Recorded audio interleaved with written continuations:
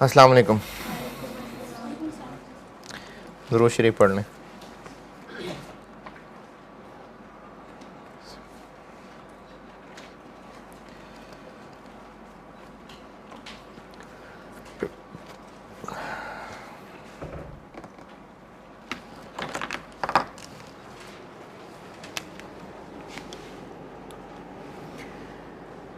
Material price variance का formula क्या था?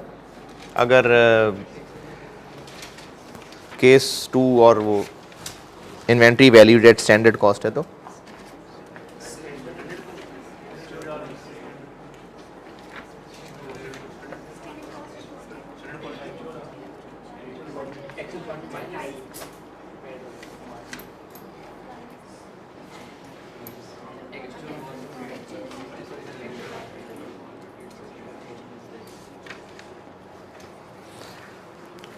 स्टैंडर्ड कॉस्ट इधर और एक्चुअल इधर क्यों रखी है? हाँ जी,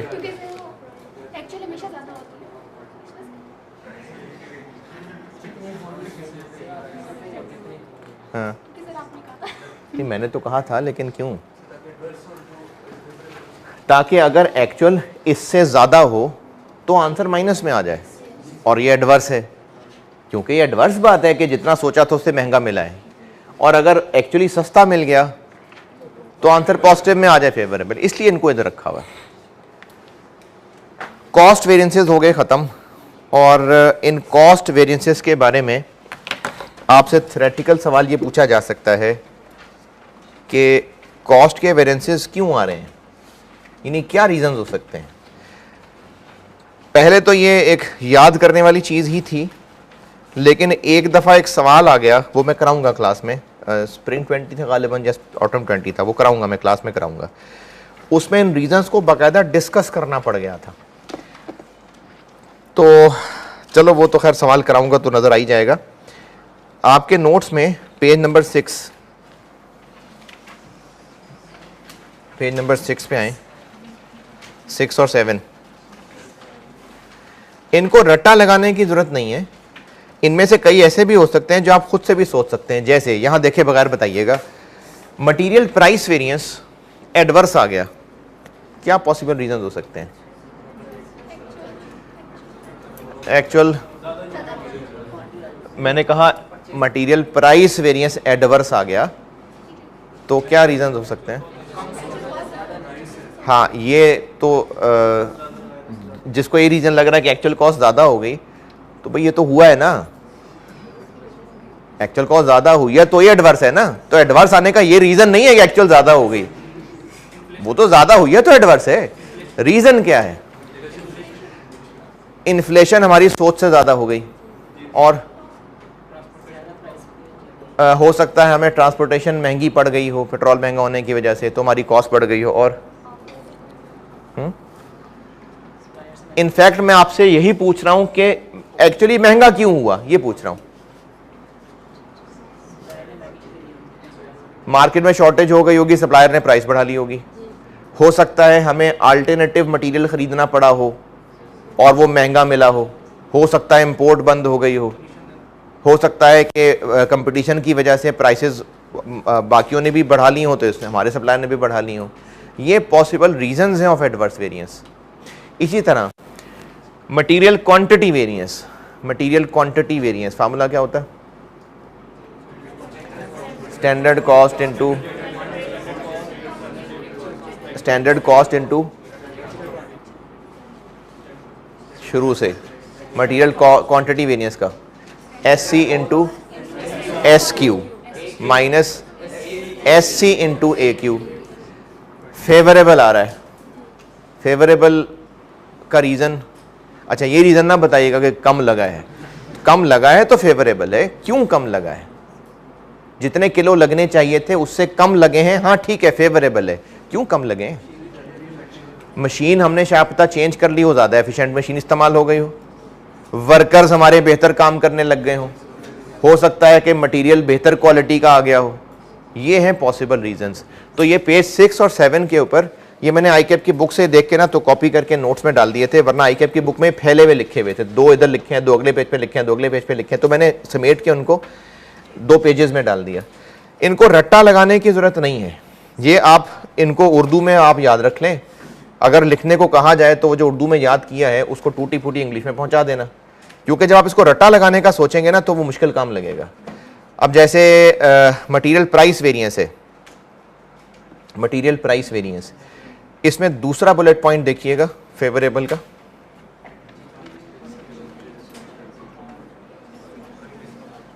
अब अगर आप ये रटा लगाएंगे, मटेरियल वर परचेज, परचेज के पास क्या था, परचेज परचेज, हाँ इन था, अगर ये काम करेंगे तो फिर मुश्किल है याद रखना। सेकंड बुलेट पॉइंट का निचोड़ कीवर्ड क्या है, बल्क डिस्काउंट, कि हमने ज्यादा क्वांटिटीज में खरीद लिया इसलिए बल्क डिस्काउंट है। अब ये जो बल्क डिस्काउंट का वर्ड आपने याद किया है, इसकी अगली पिछली अंग्रेजी आप खुद बना लेंगे, तो इस तरह से कीवर्ड्स बस याद कर लीजिएगा इसके।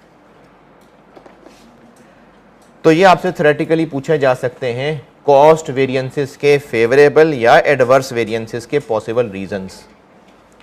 तो कॉस्ट वेरिएंसेस खत्म हो गए, और मैंने शुरू में एक बात की थी कि इन सारे के सारे कॉस्ट वेरिएंसेस को हम किस बुनियाद पे कैलकुलेट कर रहे हैं, for actual finish goods produced. हमने सारे cost variances actual finish goods produced के हिसाब से कैलकुलेट किए हैं। Cost variances done. Sale variances,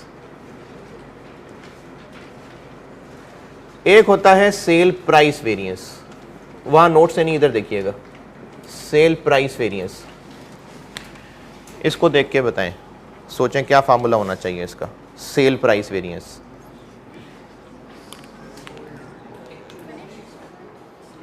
अच्छा, अब सेल प्राइस वेरिएंस हम मटेरियल का कैलकुलेट कर रहे हैं, फिनिश गुड्स का, ये मटेरियल के किलो की बात हो रही थी जो हमने खरीदा, अब हम फिनिश गुड्स के बेचने की बात कर रहे हैं, तो क्या होना चाहिए फार्मूला? चलो इसका फैसला बाद में करता हूं, यहां पर क्या आएगा, एक्चुअल क्वांटिटी सोल्ड। शाबाश,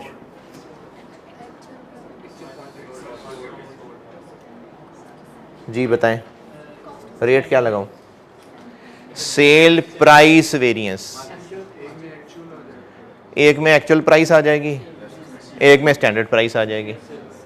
पहले माइनस से क्या रखूं? एक्चुअल प्राइस, स्टैंडर्ड प्राइस यहां, क्यों? क्योंकि जो सोचा था उससे महंगा बेच लिया तो अच्छी बात है, तो इसलिए पहले रखा ताकि आंसर पॉजिटिव आए तो वो फेवरेबल हो। तो ये सेल प्राइस वेरिएंस है, actual price into actual quantity sold minus standard price into actual quantity sold. और जिस तरह पहले भी मैं, मुझे लगता है मैं साथ साथ बता रहा था, ये क्या चीज है,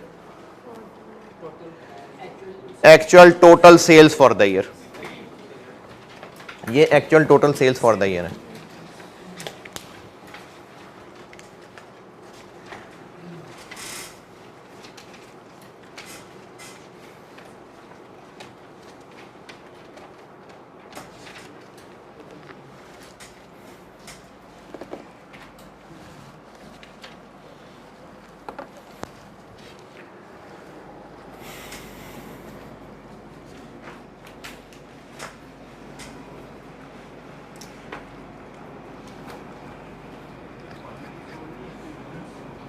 यूनिट्स की क्वांटिटी ना, क्वांटिटी तो यूनिट्स क्वांटिटी ही है ना, बस बात ये हो रही है कि ये हम अब फिनिश गुड्स की बात पे चले गए, ये रॉ मटेरियल की बात हो रही थी।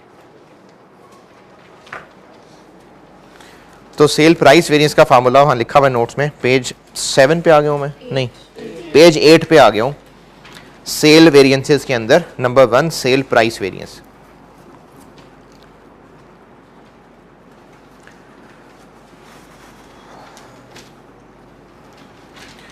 अच्छा मैंने कल काफ़ी तफसील से कोशिश की है बताने की कि बजटेड फिक्स्ड ओवरहेड्स और एक्चुअल फिक्स्ड ओवरहेड्स और अप्लाइड फिक्स्ड ओवरहेड्स, अगर अभी भी कुछ शक है तो वो दोबारा सुन लेना जाके। Cell price variance done. इस चैप्टर को मैंने शुरू यहां से किया था कि बजटेड प्रॉफिट सोचा था, और एक्चुअल प्रॉफिट इससे डिफरेंट आया, तो हम लोग फिर रिकंसाइल नहीं, फर्क ढूंढने चले गए, और वो फर्क ढूंढना ही वेरिएंस एनालिसिस है।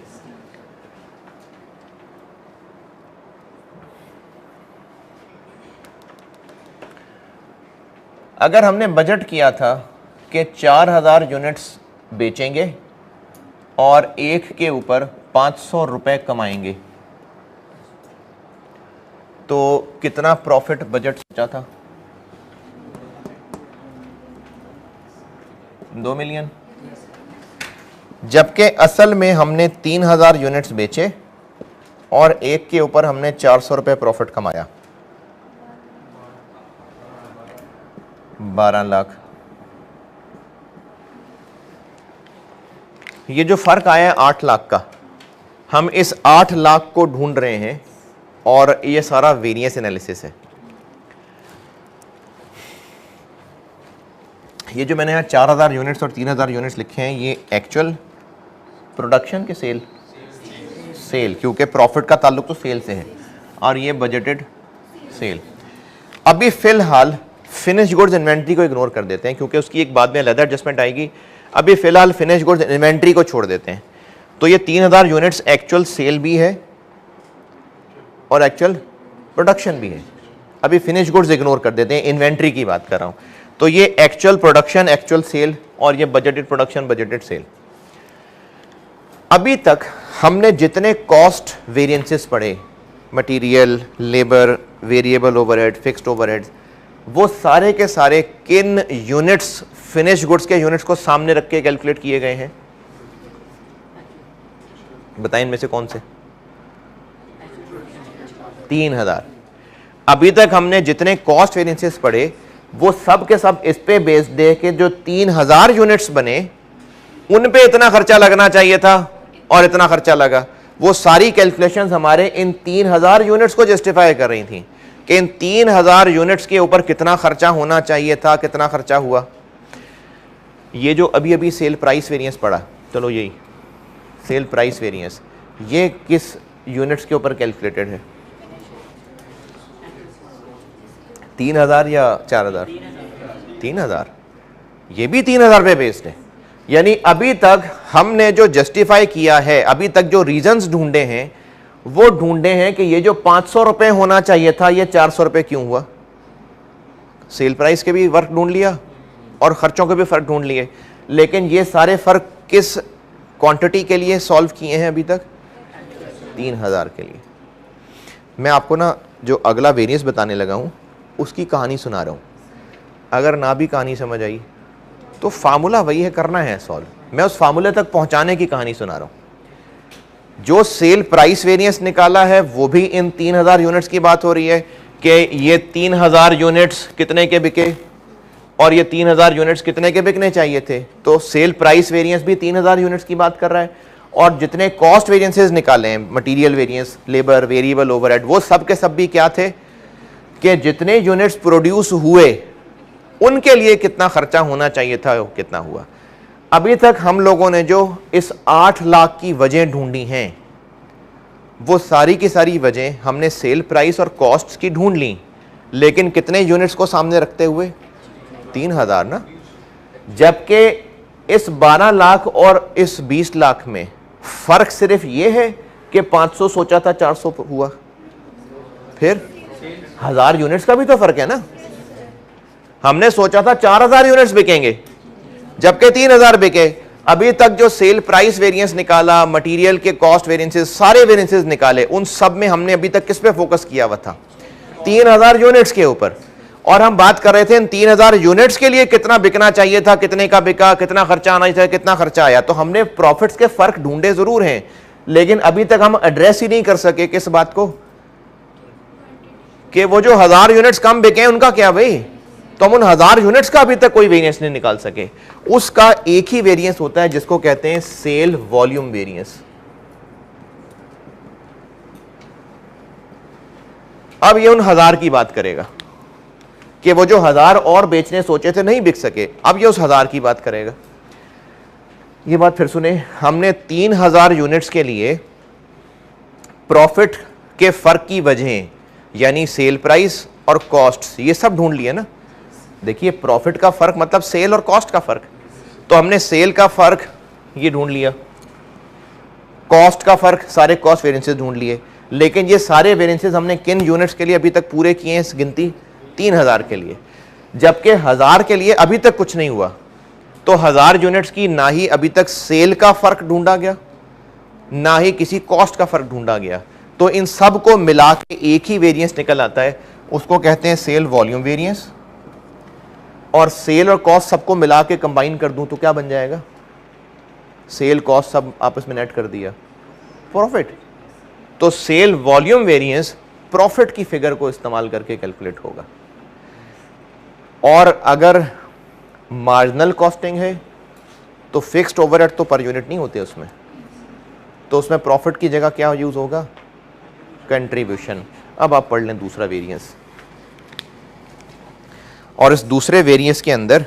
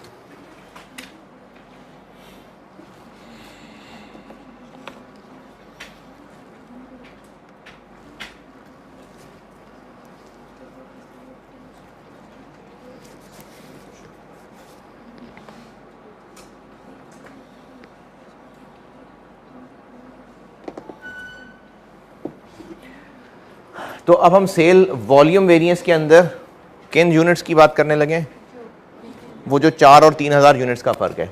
देखिए 4000 बजटेड क्वांटिटी सेल और 3000 यूनिट्स, और एक्चुअल को इधर माइनस से पीछे क्यों रखा है, ताकि जितना सोचा था उससे ज्यादा बेच लिया तो फेवरेबल आंसर आए, और जितना सोचा था उससे कम बेचा तो एडवर्स। तो इसलिए ये प्लस माइनस का ध्यान रख के ना इनकी जगह सोची गई है।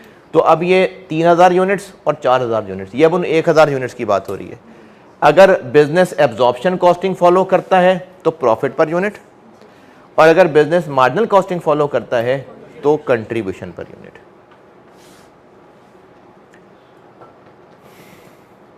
अब ये स्टैंडर्ड प्रॉफिट पर यूनिट से क्या मुराद है, ये स्टैंडर्ड कार्ड हमने बनाया हुआ है कि एक यूनिट इतने में कॉस्ट करेगा, इतने में बिकेगा, तो जो प्रॉफिट है वो स्टैंडर्ड प्रॉफिट पर यूनिट है। स्टैंडर्ड कंट्रीब्यूशन पर यूनिट क्या होगा,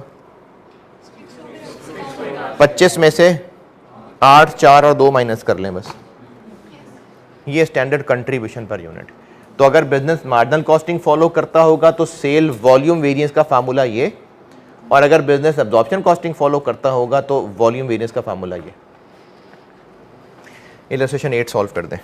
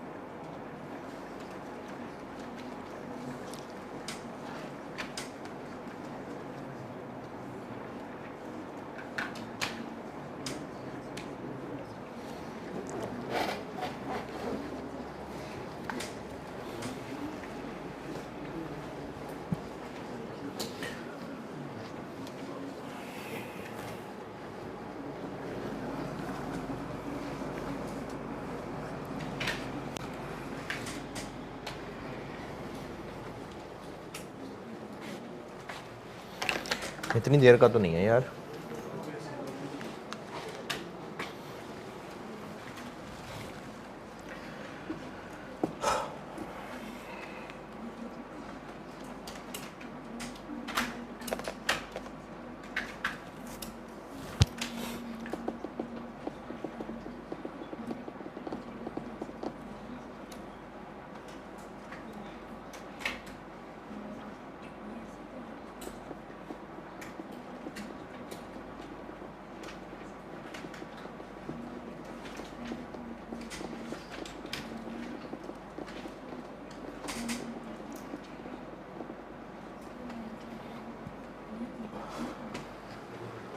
cell price variance, actual price into actual quantity sale minus standard price into actual quantity sale. ये क्या चीज़ है? 2,70,000 माइनस स्टैंडर्ड प्राइस 25 रुपये इनटू हमने कितने यूनिट्स बेचे? ये 270 टोटल है, 27 रुपये का एक है, तो 10,000 यूनिट्स 20 पॉजिटिव नेगेटिव पॉजिटिव। और सेल वॉल्यूम वेरिएंस एब्जॉर्प्शन वालों के लिए इसका फार्मूला है एक्चुअल क्वांटिटी सेल यानी 10,000 minus budget quantity sale 9200 into standard profit per unit, यानी इसमें से सारे माइनस 8 6400। और अगर मार्जिनल वालों के लिए निकालना हो तो 10,000 माइनस 9200।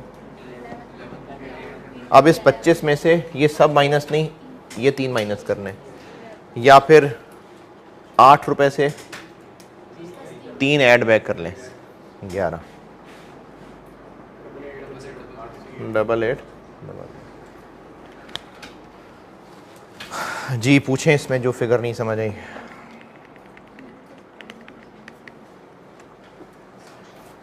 हाँ जी, सेल वेरिएंसेस ओके।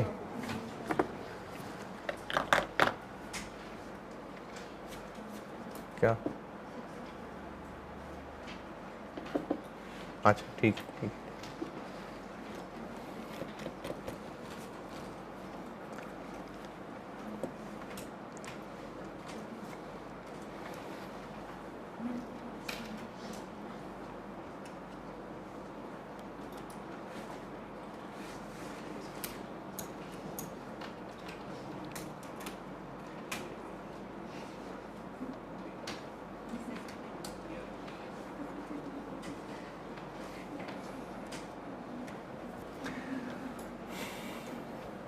उन फिगर्स में बताइए कोई इतराज है तो। चलें, जैसे कॉस्ट के पॉसिबल रीजन से सेल वेरिएंसेस की भी पॉसिबल रीजन है। जैसे सेल प्राइस वेरिएंस फेवरेबल क्यों आ गया? क्योंकि एक्चुअल सेल प्राइस ज़्यादा हो गई। क्यों ज़्यादा हो गई? कंपैरेटर्स मार्केट से आउट हो गए, हमने ज़्यादा प्राइस चार्ज कर ली। डिमांड बढ़ गई, हमने प्राइस ज़्यादा चार्ज कर ली। प्रोडक्ट की बेहतर क्वालिटी बना पाए थे, इसलिए प्राइस ज़्यादा चार्ज कर ली। ये हैं पॉसिबल रीजंस। तो पॉसिबल रीजंस ये सेल वेरिएंसेस के। वेरिएंसेस की कैलकुलेशंस हो गई, अब आगे इनका इस्तेमाल हो सकता है। सवाल में आपको डाटा दे के और ये वेरिएंसेस नाम लेके पूछे हों तो बस ठीक है, जो जो वेरिएंस नाम लेके पूछा है वो बता देंगे आप। मैं भी एग्जाम क्वेश्चन करूंगा सॉल्व, और अब से ऑनवर्ड प्रैक्टिस शुरू हो जाएगी, क्योंकि फार्मूलों की हद तक मिक्स यील्ड वेरिएंसेस हैं वो बताने, उसके अलावा फार्मूले हो गए हैं पूरे, बस अब मेनली प्रैक्टिस ही करानी है। प्रैक्टिस, क्लास वर्क, होमवर्क सब मिला के आसान से लेवल बढ़ाता जाऊंगा। फिर उसके अलावा रिवर्स वर्किंग्स, कैलकुलेशंस हैं, प्रोसेस मिक्स करके वेरिएंस कैलकुलेशंस होनी जा रही हैं अब आगे। तो मैं सवाल पूरा करूंगा सॉल्व, उसके लिए पहले कुछ नसीहतें बता दूं आपको। पहले तो ये मैंने पेज 8 के ऊपर एंड पे एक डब्बा बना के आपके लिए टिप्स लिखी हुई हैं। इनमें से पहले तो थर्ड बुलेट पॉइंट पढ़ लें, ये मैं ऑलरेडी बता चुका, और फोर्स भी पढ़ लें, ये भी बता चुका।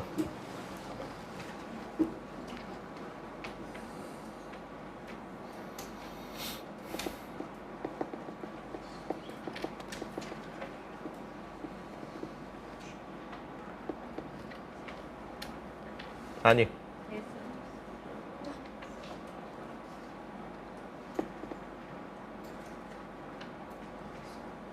Third fourth done. पहला पढ़ लें, आपको शायद समझ आ जाए कि मैं क्या कहना चाह रहा हूं, नहीं तो मैं सवाल सॉल्व करते हुए तो कह ही दूंगा। पहला बुलेट पॉइंट पढ़ लें।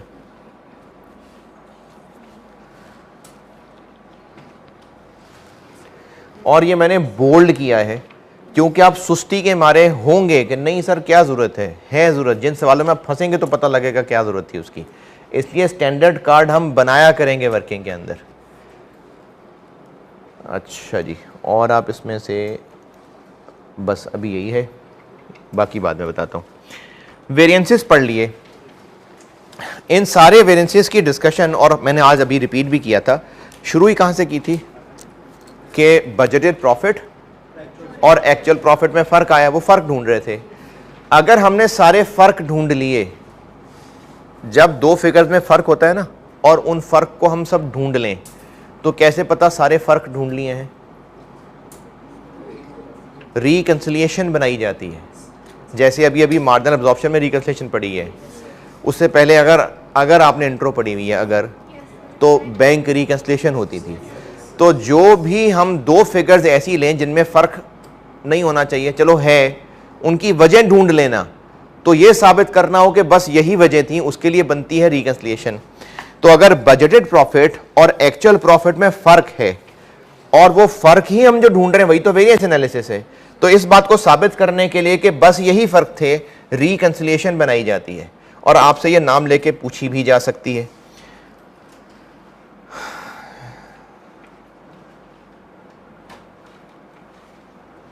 ये पेज 9 के ऊपर इसको ऑपरेटिंग स्टेटमेंट भी कह के पूछा जा सकता है। पेज 9 के ऊपर ऑपरेटिंग स्टेटमेंट भी कह सकते हैं इसको। हाँ ठीक है, पेज 9। ये रिकंसिलिएशन है बेसिकली। अच्छा, इसमें आपने करना क्या है कि बजटेड प्रॉफिट से शुरू करना है और जितने वेरिएंसेस निकाल लिए उन सबको यहाँ लिस्ट डाउन कर देना है, और दिस प्लस माइनस का जो आंसर है ये इंशाल्लाह एक्चुअल प्रॉफिट के बराबर ही होगा। अब इसमें आपको यहाँ देख के दो सवाल पूछने चाहिए। एक तो ये कि इसमें कौन सा प्लस कौन सा माइनस, तो वो फार्मूले सेट ही इस तरह किए थे कि जो पॉजिटिव आए वो फेवरेबल हो, जो नेगेटिव है वो एडवर्स हो। तो जो जिस हालत में निकल रहा है उस हालत में लिख दें। पॉजिटिव निकला हुआ है पॉजिटिव लिख दें, नेगेटिव निकला हुआ है नेगेटिव लिख दें। दूसरा सवाल ये पूछना बनता है कि मैंने यहाँ मटेरियल प्राइस वेरिएंस लिखा है, मटेरियल यूजेज वेरिएंस लिखा है, मटेरियल कॉस्ट वेरिएंस किधर है? Labour rate, labour efficiency, labour at a time लिख दिया, लेबर कॉस्ट वेरिएंस किधर है? वो इन दोनों को मिला के एक चीज़ है, अगर वो भी यहाँ लिख दिया तो डबल हो जाएगा।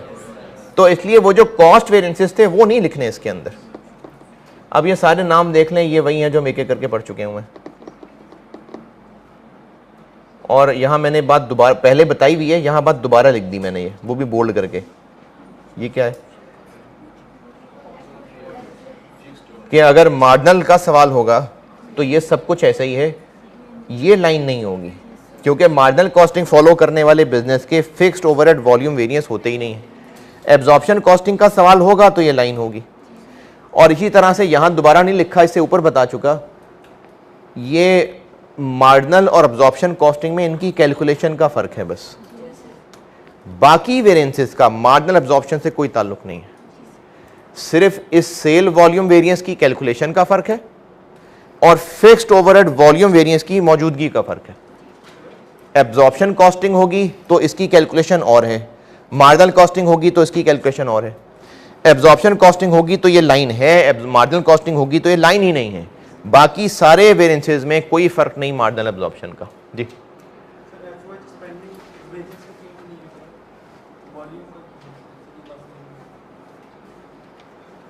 नहीं, आप पूछ रहे हैं कि मार्जिनल कॉस्टिंग और एब्जॉर्प्शन कॉस्टिंग में सिर्फ वॉल्यूम वेरिएंस का मसला क्यों है? फार्मूला क्या होता है? Fixed overheads. अच्छा, ये मेरी एक गलती है, गलती नहीं है, मैं एक्चुअली ये समझ रहा हूँ कि VOH और FOH, मैं यहाँ पर V और F वेरिएबल और फिक्स्ड कह रहा हूँ, वरना FOH तो फैक्ट्री ओवरहेड होता है, तो मैंने असल में वो वेरिएबल का वर्ड और फिक्स्ड का वर्ड लिखने की बजाय VOH और FOH कह दिया, वरना ये फिक्स्ड है, ये दोनों फिक्स्ड हैं, ये वेरिएबल है। अच्छा, फिक्स्ड ओवरहेड स्पेंडिंग वेरिएंस का फार्मूला क्या होता है? याद नहीं है, कब होगा याद? Budgeted fixed FOH minus actual fixed FOH। तो मार्जिनल कॉस्टिंग में होते हैं फिक्स्ड FOH, बजटेड भी होते हैं, एक्चुअल भी होते हैं। जो बिजनेस मार्जिनल कॉस्टिंग फॉलो करता होगा, क्या उस बिजनेस में फिक्स खर्चे नहीं होते? होते तो हैं, तो वो बजट भी करते होंगे और एक्चुअल भी होते होंगे। तो मार्जिनल कॉस्टिंग में बजटेड फिक्स्ड ओवरहेड्स भी हो सकते हैं और एक्चुअल फिक्स्ड ओवरहेड्स भी होते हैं, हो सकते हैं। लेकिन वॉल्यूम वेरिएंस का फार्मूला है अप्लाइड माइनस बजटेड। अप्लाइड नहीं होते मार्जिनल के अंदर। जब मार्जिनल कॉस्टिंग में अप्लाइड फिक्स्ड ओवरहेड्स होते ही नहीं है, तो फिर मार्जिनल कॉस्टिंग में ये फार्मूला ही नहीं होता।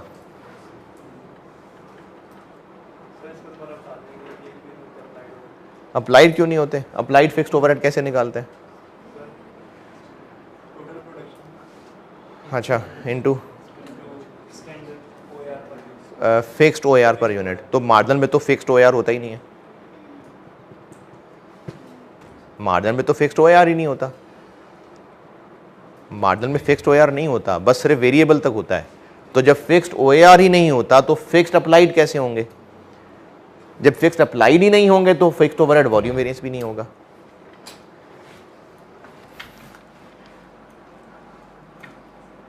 तो रिकंसिलिएशन के फॉर्मेट में ऐसा कोई मसला नहीं है याद करने वाला। जो वेरिएंसेस हैं बस उनको लिख दें। बजटेड प्रॉफिट से स्टार्ट होगा, सारे वेरिएंसेस लिख देंगे और इसका आंसर एक्चुअल प्रॉफिट के बराबर आएगा। ये रिकंसिलिएशन होती है। और अगर आपको सवाल में सिर्फ इतना कहा हुआ है कि रिकंसिलिएशन बना दें, तो मतलब सारा सवाल है, सारे वेरिएंसेस निकालने पड़ेंगे हैं। क्या कर दे? वेरिएंसेस ही सारे खुद ही निकाल दे और कहे कि बेटा वेरिएंस बना दो, रिकंसिलिएशन बना दो।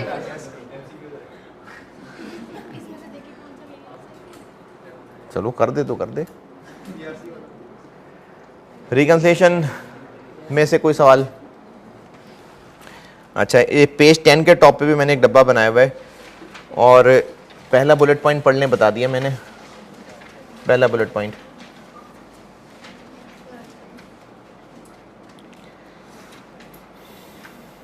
पेज 10 के टॉप पे। और दूसरा बुलेट पॉइंट आधा पढ़ लें, बाकी आधा अभी समझ नहीं आएगा क्योंकि नाम नहीं पढ़े हमने, लेकिन चलो नाम ना सही बात तो समझ आ जाएगी। दूसरा बुलेट पॉइंट सारा ही पढ़ लें वैसे।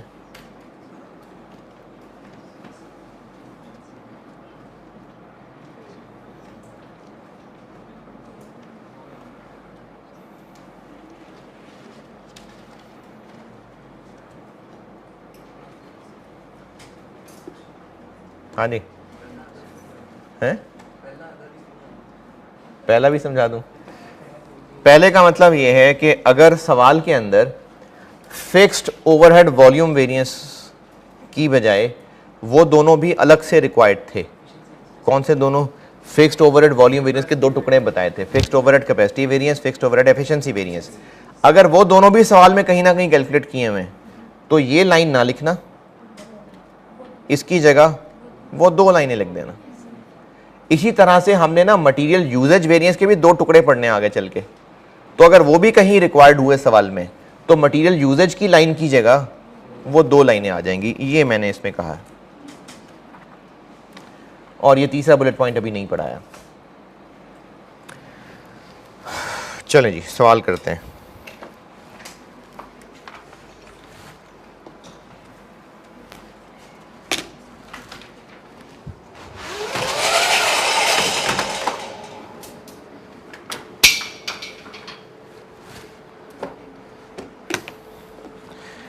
अच्छा, कौन सा सवाल? आप आ जाइए क्वेश्चन पास्ट पेपर्स में से। बिल्कुल स्ट्रेट फॉरवर्ड आसान से शुरू करते हैं, फिर डिफ़िकल्टी लेवल बढ़ाते जाएंगे। हैं क्या हुआ? नहीं नहीं, पुरानों से शुरू करेंगे, आसान होते थे पहले।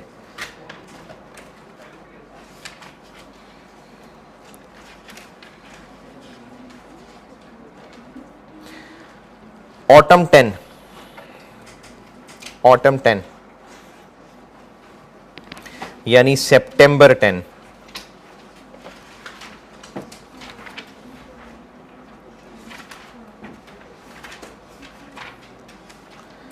सितंबर 10 में क्वेश्चन नंबर 6।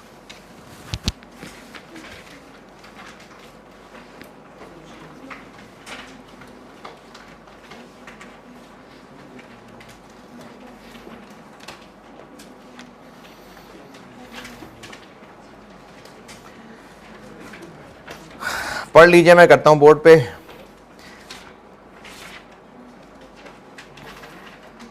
सितंबर 10 क्वेश्चन नंबर 6, एबीसी लिमिटेड। पढ़ लीजिए, मैं करता हूं।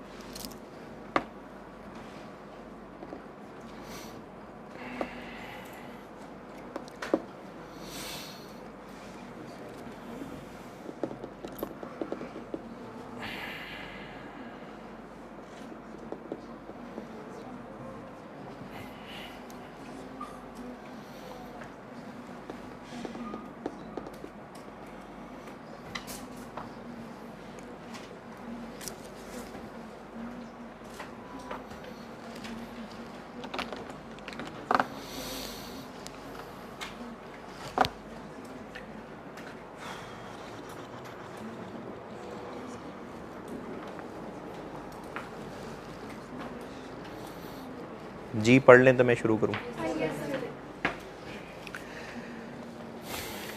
सारे वेरिएंसेस निकालने हैं और रिकंसिलिएशन बनानी है। बजटेड प्रॉफिट और एक्चुअल प्रॉफिट को रिकंसाइल करना है और सारे वेरिएंसेस निकालने हैं।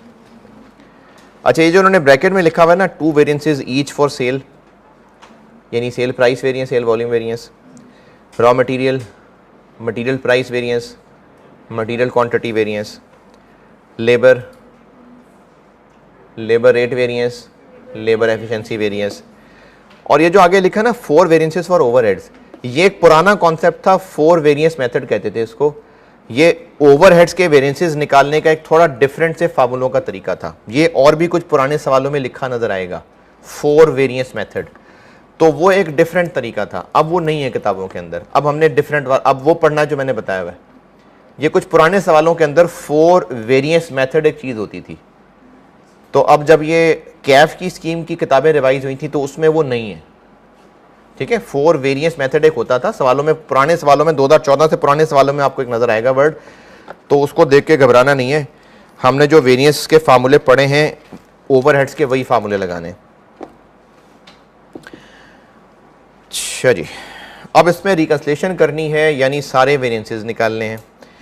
तो रिकंसिलिएशन के लिए भी और सारे वेरिएंस निकालने में से भी 2 वेरिएंसेस के लिए जानना ज़रूरी है कि मार्जिनल कॉस्टिंग है कि एब्जॉर्प्शन कॉस्टिंग है।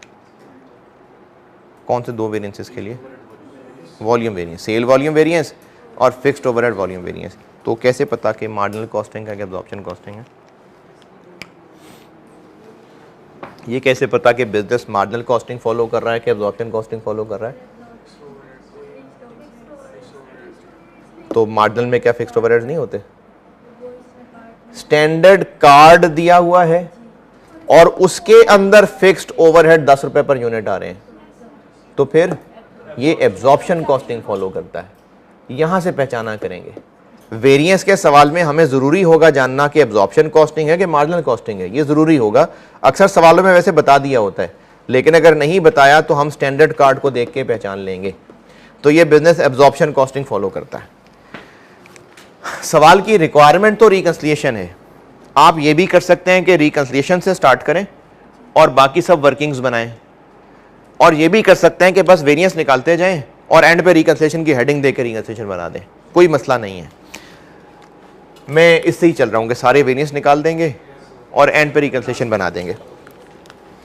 Question number 6 autumn 10।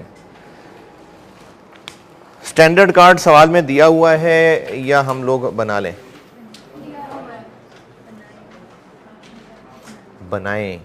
इस तरह के सवालों में आप धोखा खा जाया करेंगे, और जहां जहां मुझे लगता है ना कि आप फंसेंगे जाके, तो मैं वो मौके पे बताऊंगा कि ये जो लोग जो स्टैंडर्ड कार्ड नहीं बनाते, यहां फंसना था उन्होंने आके। तो इसलिए सुस्ती का मुजाहरा नहीं करना, स्टैंडर्ड कार्ड बनाना है। स्टैंडर्ड कार्ड बनाते हैं।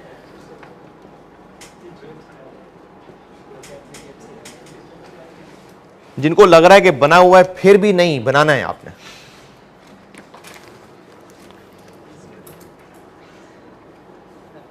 क्वांटिटी, रेट और इन दोनों को मल्टीप्लाई करके टोटल। डायरेक्ट मटेरियल कितना?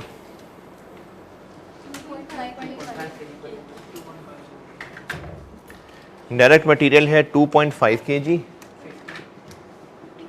और 1 किलो कितने का? 50 का। तो ये बन गया 125।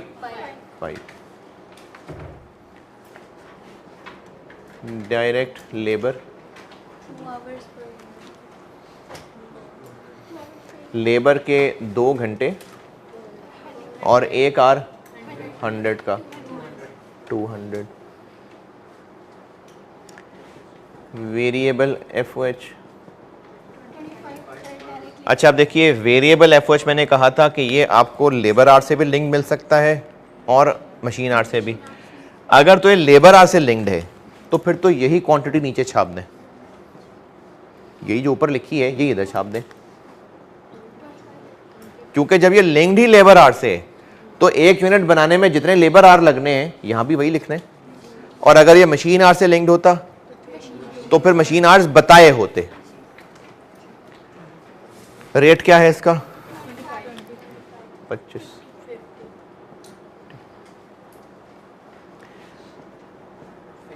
फिक्स्ड ओवरहेड्स हैं तो ये दोनों भी सेम ही होंगे। हाँ ये जज्बाती हरकत है, ये 10 है, ये 5 है।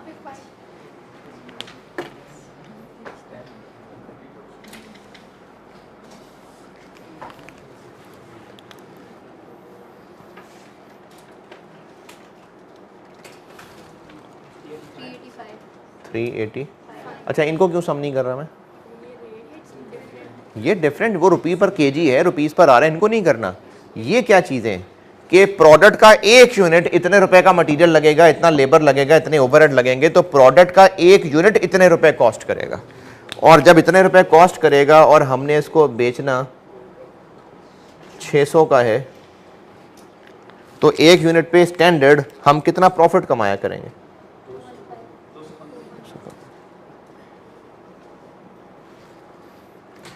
क्यों चाहिए स्टैंडर्ड प्रॉफिट? क्यों निकालना पड़ा? सेल वॉल्यूम वेरिएंस के लिए निकालना पड़ेगा। और जो जज्बाती लोग, जिद्दी लोग यहां स्टैंडर्ड कार्ड ना बनाते तो वो 215 कैसे निकालते? वो कहते सारा कुछ सामने हम कर लेंगे, तो वो क्या करते? 600 रुपए में से 50 रुपए माइनस कर देते, 100 रुपए माइनस कर देते, 25 रुपए माइनस कर देते और 10 रुपए माइनस कर देते और कहते ये प्रॉफिट पर यूनिट है।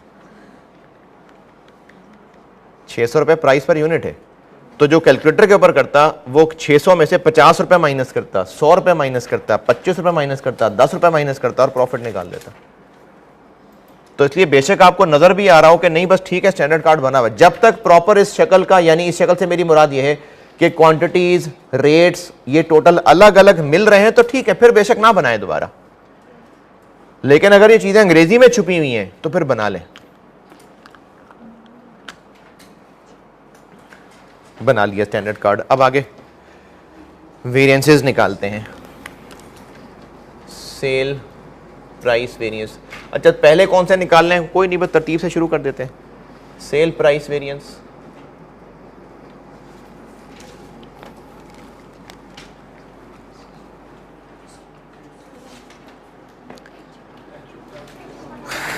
अच्छा इसमें मेरी रिकमेंडेशन ये है कि आप जब वेरिएंस निकालें तो एग्जामिनर ये तो नहीं रिक्वायर कर रहा कि आप फार्मूले लाजमी लिखें, लेकिन मेरी नसीहत है कि आप फार्मूले लाजमी लिखें। प्राइस वेरिएंस का formula actual price into actual quantity sale minus standard price into actual quantity cell.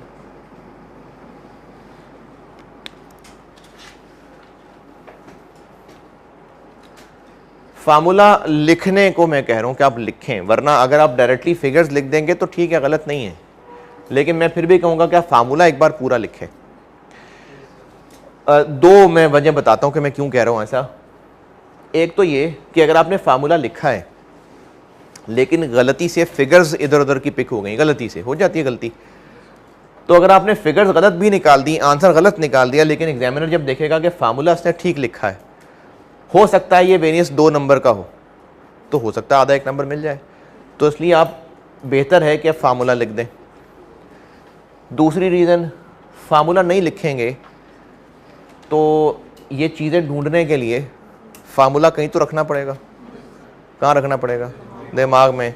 तो प्रोसेसिंग ज़्यादा होगी, सिस्टम हैंग हो जाएगा आपका। तो इसलिए आप यहाँ पर लिखें गलत ऐसी हो गया यार, सिस्टम हैंग, हाँ प्रोसेसर आपका जो है ना वो हैंग हो जाएगा। तो आप फार्मूला लिखें और फिर एक एक करके चीज़ें ढूंढें, उससे पे प्रेशर नहीं पड़ा होगा सिस्टम पे।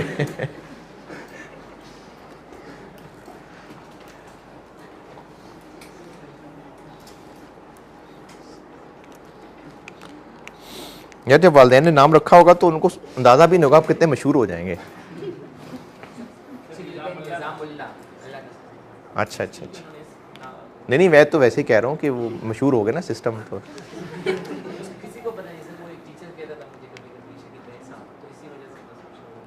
हाँ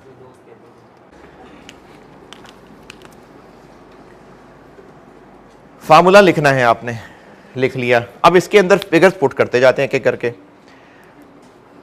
तो actual price into actual sales, ये आपको दी हुई है फिगर कितनी, 295,000, ये गिवन है। अच्छा जी, अगली नसीहत एक बड़ी ज़रूरी, आप ये फिगर तो यहाँ लिख देंगे ऐसे क्योंकि आपको लिखी इतनी नज़र आ रही है, और आगे कैलकुलेटर के ऊपर आप सेल प्राइस लिखेंगे 600 स्टैंडर्ड प्राइस, और यूनिट से मल्टीप्लाई कर देंगे 480,000। एक्चुअल यूनिट सोल्ड 480,000 है, नीचे टेबल दिया हुआ है। अब ये आपको पता है कि ये 295,000 असल में रुपीज इन थाउजेंड है। आपके कैलकुलेटर को आपके दिल की बात नहीं पता है, उसको तो ये लिखा नजर आ रहा है। तो आप लोग जब यहां लिखा करें ना तो पूरी पूरी फिगर लिखा करें, वरना कैल है मल्टीप्लाई बाय 1000 तो लिख देंगे, लेकिन आप कैलकुलेटर के ऊपर इस चीज को हैंडल नहीं कर पाएंगे। आप एक फिगर पूरी पूरी लिख रहे हैं और आप उसको रुपीज इन थाउजेंड समझ रहे हैं, लेकिन यूनिट्स इनटू प्राइस कर रहे हैं तो वो तो आंसर पूरा ही निकाल के देगा। आपने यूनिट्स लिखे और प्राइस लिखी, मुझे उम्मीद ये है कि इसके बारे में कोई स्टूडेंट ये सोच पाएगा कि मैं रुपीज इन थाउजेंड क्यों ना करके लिखूं। वो 600 पूरा लिखेगा और 480 पूरा लिखेगा, जबकि यहां पर उसने 3 जीरो लिखे होंगे। तो कैलकुलेटर को तो नहीं पता ना, वो तो इसके आपके लिखे हुए के मुताबिक आंसर निकाल के देगा। तो इसलिए कैलकुलेशन करते हुए आप कैलकुलेटर के ऊपर पूरी पूरी फिगर लिखा करें। हाँ, जब एक बार एंड आंसर आ जाए, जैसे इसमें क्या आंसर आ गया, क्या आंसर आया 7 मिलियन, पॉजिटिव नेगेटिव। एक बार जब आंसर आ गया तो आप बेशक इसको यहां पर 7 मिलियन लिख दें, कोई मसला नहीं। कैलकुलेटर को पूरा काम कर लेने दें एक बार, उसके बाद आप चाहे ये लिख दें चाहे आप ऐसे लिख दें, वो फिर आपकी मर्जी है। कैलकुलेटर को कंफ्यूज ना करें। तो ऐसे लिख दूं? ठीक है जी, पूरा लिख दिया। Sale volume variance, sale volume variance का फार्मूला क्या होता है? बिजनेस एब्जॉर्प्शन कॉस्टिंग फॉलो कर रहा है, तो actual quantity sale minus budget quantity sale into standard absorption है प्रॉफिट पर यूनिट। कितने यूनिट्स एक्चुअली बेचे?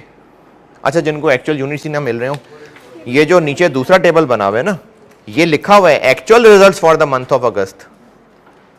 तो कितने यूनिट्स असल में बेचे? 480,000 माइनस कितने बेचने सोचे थे? 5 लाख, लेकिन वो तो प्रोडक्शन है। 5 लाख सेल तो नहीं बताई, बजटेड प्रोडक्शन बताइए।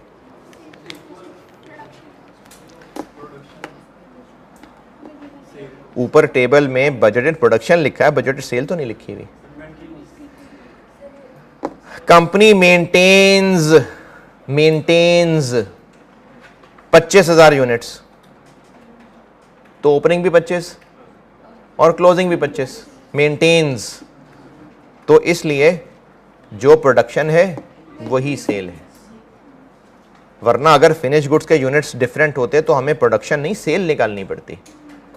तो फिनिश गुड्स के ओपनिंग क्लोजिंग सेम है। कैसे पता सेम है? Company maintains finish goods throughout the year, तो इसलिए ओपनिंग फिनिश गुड भी 25,000, क्लोजिंग फिनिश गुड भी 25,000, इसलिए बजटेड प्रोडक्शन ही बजटेड सेल्स है। इनटू ये 215,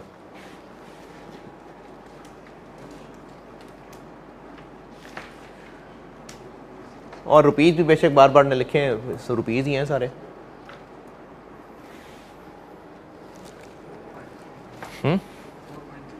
43, अच्छा पूरा लिख रहे हैं तो पूरा ही बताएं, फिर मिलियन लिखना है मिलियन लिख लें, मुझे कोई मसला नहीं, पूरा चला लें। 430000 नेगेटिव,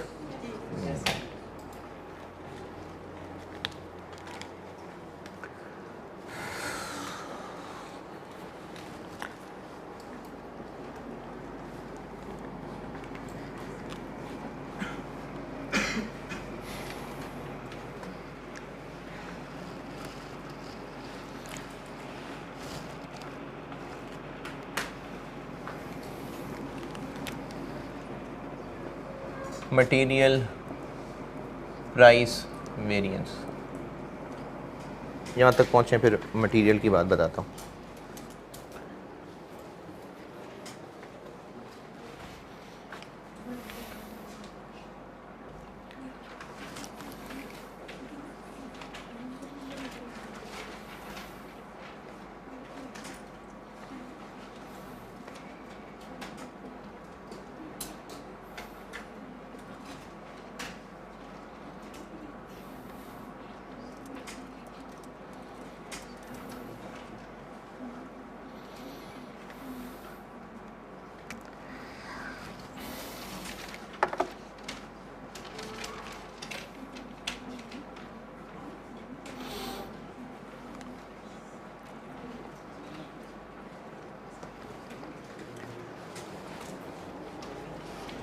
यहाँ तक मटेरियल प्राइस वेरिएंस का फार्मूला लगाने से पहले ये देखना पड़ेगा कि केस 1 है कि केस 2 है। मटेरियल के तो केसेस थे ना, तो उसमें देखना पड़ेगा कि केस 1 है कि केस 2 है। केस 1 ये था कि मटेरियल के किलो परचेज्ड और यूज्ड बराबर हैं, और केस 2 ये था कि नहीं है। तो इसमें क्या है? केस 1 ही है। आपको दूसरे टेबल के अंदर जहां एक्चुअल डाटा दिया हुआ है सिर्फ इतना बताया है कि मटेरियल के 950,000 किलोज हैं, तो यही यूज्ड है, यही परचेज्ड है। अगर नहीं तो परचेज्ड कितने हैं? मटेरियल के किलो परचेज्ड कितने हैं? क्या क्या क्या क्या? अच्छा अच्छा अच्छा अच्छा, हाँ ये बाकी लोग भी सुनिए भाई, ये जो ऊपर सबसे पहली लाइन लिखी है ना, द कंपनी ऑपरेट्स, ये बाकी लोग भी ध्यान से सुने, और ये बार बार आप पूछेंगे और मुझे उम्मीद है मैं बार बार रिपीट करता रहूंगा। चलो पहले सवाल से शुरुआत हो गई। ये जो ऊपर लिखा हुआ ना, company operates a standard costing system, इसका मतलब सिर्फ इतना है कि ये बिजनेस स्टैंडर्ड कॉस्ट कार्ड बनाता होगा, उसकी डबल एंट्रीज करता होगा, वेरिएंस की एंट्रीज करता होगा, जो हमने नहीं पढ़ी हैं। ये मतलब है इसका। इसका मतलब ये नहीं है कि inventory is valued at standard cost, क्योंकि अगर material price variance is recorded at the time of purchase तो इसका मतलब कुछ और था, और अगर if material price variance is recorded at the time of issuance, तो ये दो अलग अलग केसेस थे ना। तो स्टैंडर्ड कॉस्टिंग फॉलो करने का मतलब inventory is valued at standard cost नहीं है।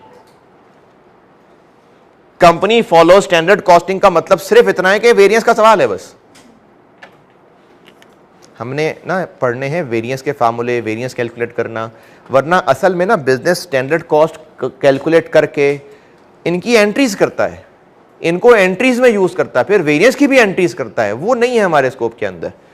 तो कंपनी फॉलोज या company operates a standard costing system का मतलब सिर्फ ये है कि स्टैंडर्ड कॉस्टिंग बस फॉलो कर रहा है बिजनेस। अब इसका लाजमी मतलब है कि and result inventory is valued at standard cost होगा? नहीं।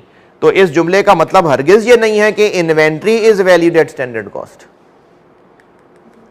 बस याद हो गई ये बात ज़बानी है ना।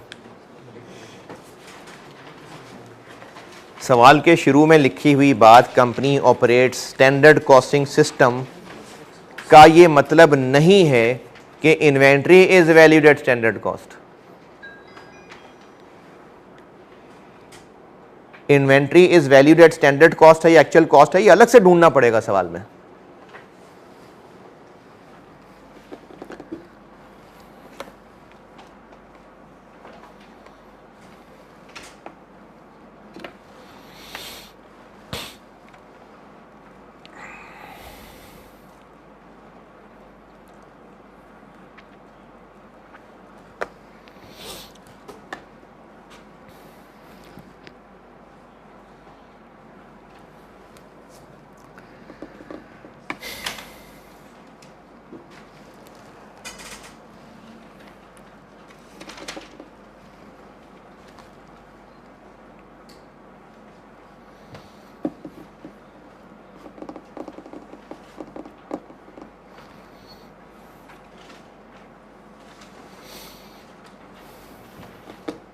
हाँ जी,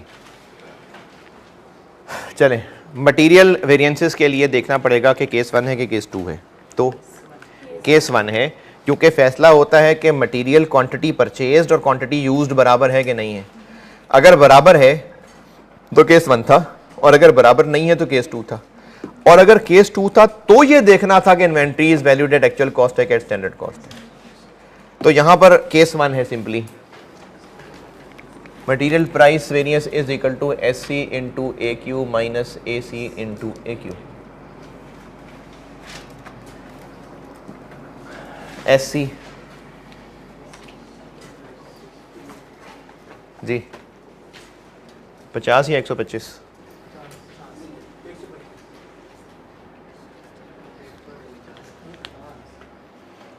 अच्छा चले, मैं दोबारा पूछता हूं, ए क्यू कितना है? एक्चुअल मटेरियल की क्वांटिटी कितनी है? 950,000। ठीक है, 950,000 क्या? केजी। मटेरियल की बात हो रही है, केजी। तो इनटू क्या करूं? 50। मटेरियल का रेट तो 50 है ना, वो तो इसकी क्वांटिटी से मल्टीप्लाई करने के बाद आया है कि एक प्रोडक्ट के यूनिट में कितने रुपए का मटेरियल लगेगा। मटेरियल का 1 किलो का रेट तो 50 रुपए है। तो इसलिए मटेरियल के वेरिएंसेस, लेबर के वेरिएंसेस, इनफैक्ट इन सब के वेरिएंसेस में ये इस्तेमाल होना है, ये नहीं होना, क्योंकि हम बात कर रहे हैं कि मटेरियल के इतने किलो लगे और मटेरियल का 1 किलो इतने का होना चाहिए था, तो 50 का होना चाहिए था, 125 का नहीं। इस कॉलम की क्यों जरूरत पड़ी? ये निकालने के लिए। तो इस कॉलम की जरूरत प्रॉफिट निकालने के लिए पड़ेगी या आगे चल के मैंने फिनिश गुड्स इन्वेंट्री की एक वैल्यूएशन बतानी है तब जरूरत पड़ेगी बस, वरना इनके वेरिएंसेस के लिए हमें इस कॉलम की जरूरत है। तो 50 रुपए, ये चीजें हैं जो प्रैक्टिस से बेहतर होंगी। फार्मूले तो आप याद कर लेंगे, हो भी जाएंगे, फार्मूलों की फिगर्स भी लगानी आ जाएंगी, मसला होगा फार्मूले की फिगर ढूंढनी कहां से है। तो ये चीजें प्रैक्टिस से ही बेहतर होंगी, क्लास वर्क होमवर्क सब मिला के। माइनस जी, ये पूरा क्या है? 55 मिलियन, ये पूरा 55 मिलियन है, दिया हुआ है 7 नेगेटिव पॉजिटिव नेगेटिव।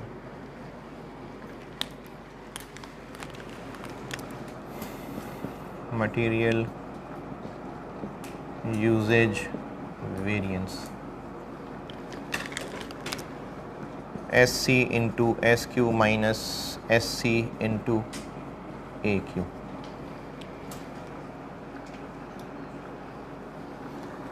SC 50 रुपए, SQ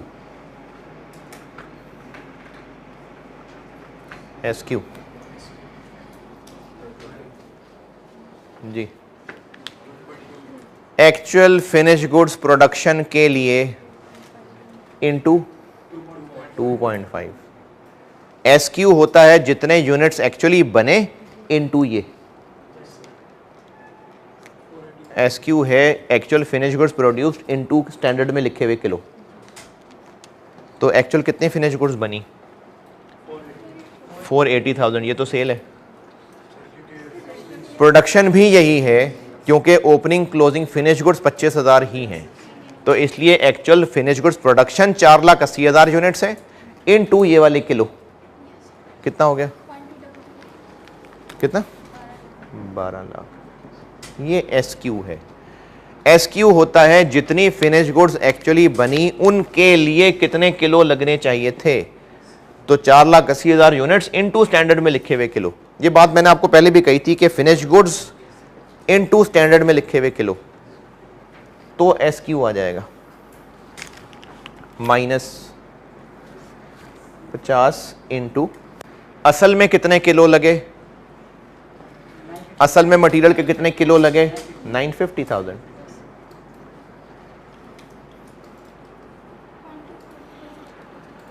ये चीजें बेटा हो जाएंगी प्रैक्टिस से बेहतर, लेकिन ध्यान करना पड़ेगा कि किस फार्मूले में फिगर जो चाहिए वो कहां से आनी है।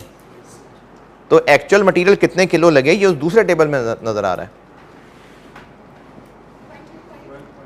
125000000, पॉजिटिव नेगेटिव? पॉजिटिव। इन फार्मूलों को देखें अच्छी तरह, मटेरियल वाले फिगर्स ढूंढें, सिर्फ नोट करने पे मुतमईन ना हुआ करें, आपको ये फिगर्स भी पता चल रही हों कि कहाँ से ली हैं।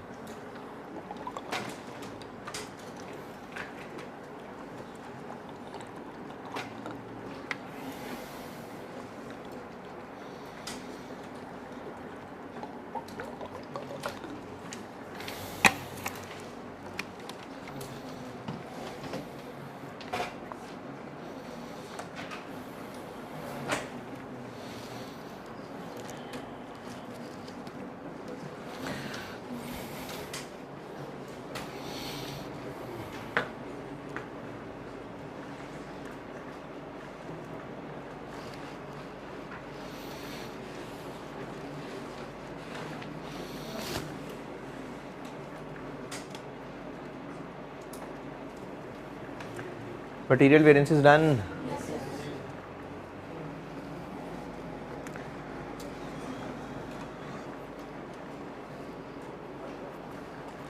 क्या हुआ? कितने बजे शुरू की थी हमने?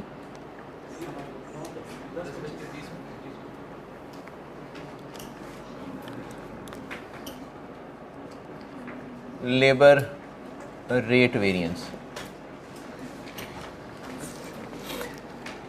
लेबर रेट वेरिएंस में भी देखना पड़ता है कि लेबर का केस 1 है कि 2 है, केस 1 क्या था कि कोई आइडल आवर्स नहीं है, तो कहीं आइडल आवर्स का कोई जिक्र, कोई आवर्स वर्कड और पेड का फ़र्क, तो बस फिर सादा सा केस 1 है, labour rate variance is equal standard rate into actual hours minus actual rate into actual hours. Standard rate 100 या 200? 100, क्योंकि हम बात कर रहे हैं लेबर के रेट की कि लेबर का पर आवर रेट क्या है, तो 100 इनटू लेबर ने एक्चुअली कितने आवर्स काम किया,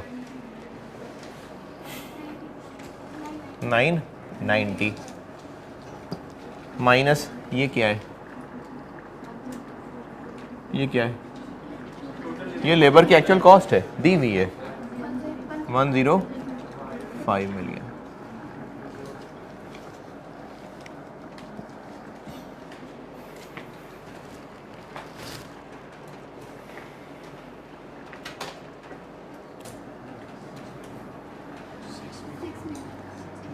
$6 million नेगेटिव।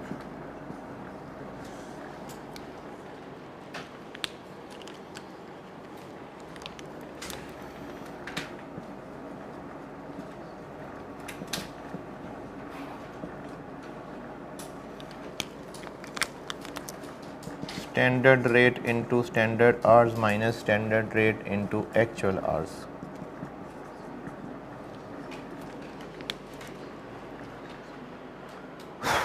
SH कैसे निकालते हैं, जितने फिनिश गुड्स एक्चुअली बने इनटू स्टैंडर्ड में लिखे हुए आवर्स। SH होता है जितने फिनिश गुड्स के यूनिट्स बनाए उन पे कितने घंटे लगने चाहिए थे, ये SH होता है। तो फिनिश गुड्स कितनी बनाई, 480,000, कितने घंटे लगने चाहिए थे, इनटू 2, 960,000 माइनस 100 इंटू एक्चुअली कितने घंटे लगे, 990।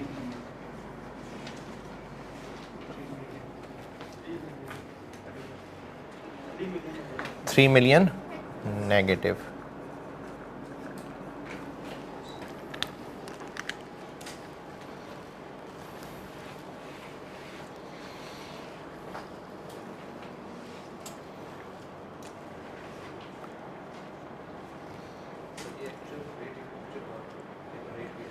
कौन सा एक्चुअल रेट, यानी एक्चुअली वेज रेट क्या पड़ा इनटू एक्चुअल कितने आवर्स लेबर ने काम किया, इनको मल्टीप्लाई करें तो ये क्या चीज़ है, actual total direct labour cost for the year है ना, तो वो दी हुई है सवाल में। मैंने साथ साथ कुछ चीज़ें मार्क करवाई थी ना कि आप ऐसे भी याद रखिए, अगर नहीं तो कोई बात नहीं, निकाल लें। एक्चुअल वेज रेट कैसे निकालें, 105 मिलियन दिया हुआ है, आर से डिवाइड कर लें, वेज रेट आ जाएगा, उस वेज रेट को मल्टीप्लाई कर लें आर से, तो ये आ जाएगा।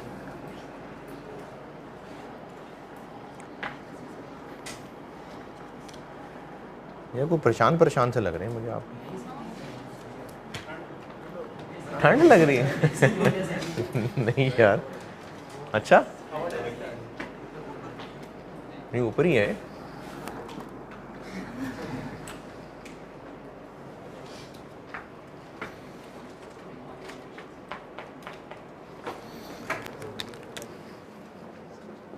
वेरिएबल ओवरहेड्स, अच्छा अगर वेरिएबल ओवरहेड्स लेबर से लिंक्ड हो ना तो ये बड़ा आसान हो जाता है, ये सारे आवर्स यहाँ निकाले हुए हैं, इन्हीं आवर्स का बस रेट ही बदलना है। अगर वेरिएबल ओवरहेड्स लेबर से लिंक्ड है तो ये सारे आवर्स निकले हुए हैं इधर। वेरिएबल ओवरहेड्स रेट वेरिएंस को कहते हैं स्पेंडिंग वेरिएंस,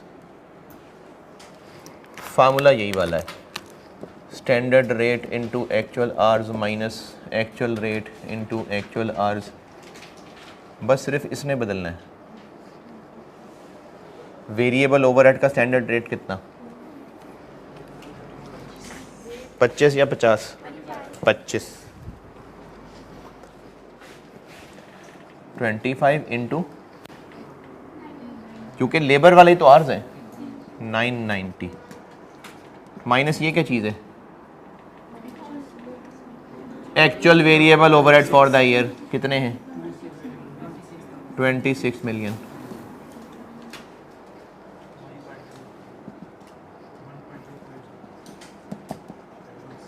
एडवर्स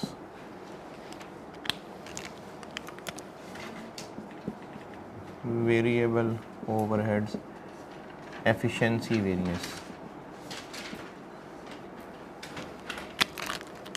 यही formula standard rate into standard hours minus standard rate into actual hours. Rate का फ़र्क है, आवर्स वही हैं, इनटू 960 माइनस 25 इंटू 990। जी पॉजिटिव नेगेटिव,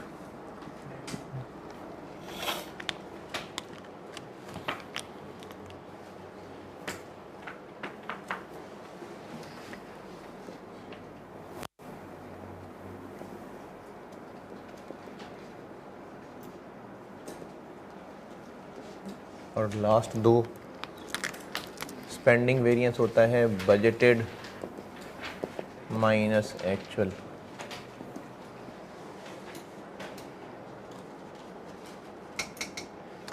बजटेड ना दिए हों तो निकाल सकते हैं, चाहें तो 10 रुपये इंटू 5 लाख कर लें। 5 लाख क्या है? Budgeted production units. 10 रुपये क्या है? Rupees per unit. चाहे ये कर लें और चाहे 5 रुपये इंटू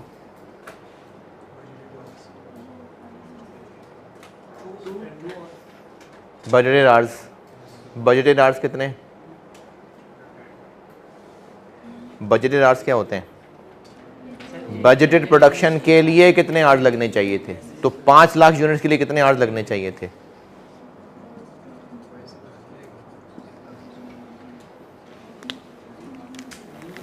मैंने budgeted fixed overheads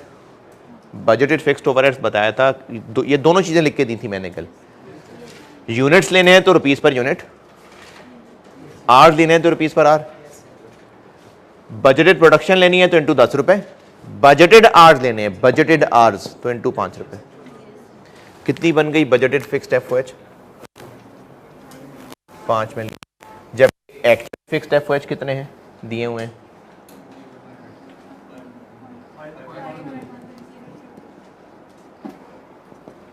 1 lakh negative.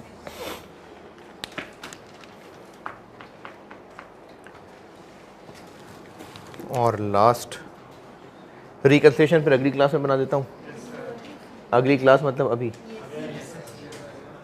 क्योंकि आपकी खुशी से ऐसा लग रहा था शायद आप मंडे समझ रहे हैं। Fixed overheads,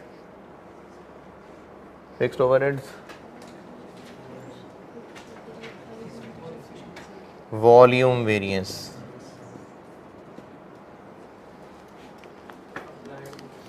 applied minus budgeted.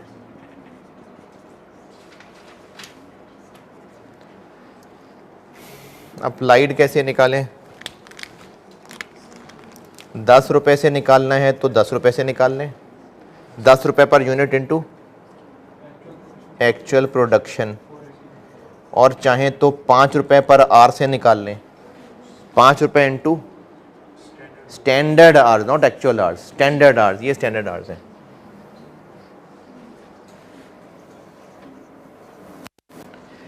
ये अप्लाइड और बजटेड दोनों दोबारा सुने। अगर आप फिक्स्ड रुपीस पर यूनिट से निकालना चाहें वो भी ठीक है, इनटू प्रोडक्शन कर दें, और अगर पर आवर से निकालना चाहें तो इनटू आवर्स कर दें। बजटेड ओवरहेड्स निकालने हैं तो बजटेड प्रोडक्शन या बजटेड आवर्स। अप्लाइड निकालना है तो एक्चुअल प्रोडक्शन या स्टैंडर्ड आवर्स। एक्चुअल आवर्स नहीं, स्टैंडर्ड आवर्स। कल वाला लेक्चर दोबारा सुनना। ये कितना हो गया?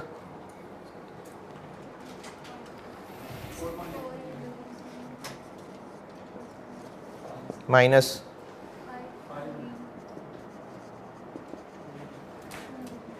$2 लाख नेगेटिव। ये हो गए सारे वेरिएंसेस। और अभी आप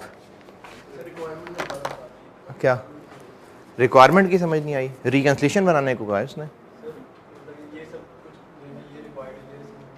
रिकंसिलिएशन में क्या आएगा?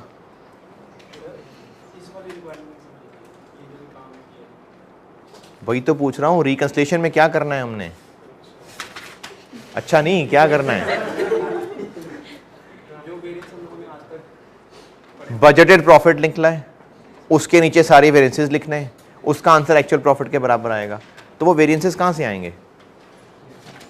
निकालने पड़ेंगे ना, ये सारे वेरिएंसेस निकालने हैं हमने। सवाल में रिक्वायरमेंट रिकंसिलिएशन है, तो रिकंसिलिएशन का फॉर्मेट है बजटेड प्रॉफिट से शुरू करें, सारे वेरिएंसेस लिखें, तो वेरिएंसेस निकालेंगे तो रिकंसिलिएशन बनाएंगे ना। तो उस रिकंसिलिएशन की वजह से पता चला कि सारे वेरिएंस निकालने। ठीक है जी, चले अगली क्लास में इसकी रिकंसिलिएशन बनाता हूं और एक सवाल और करता हूं।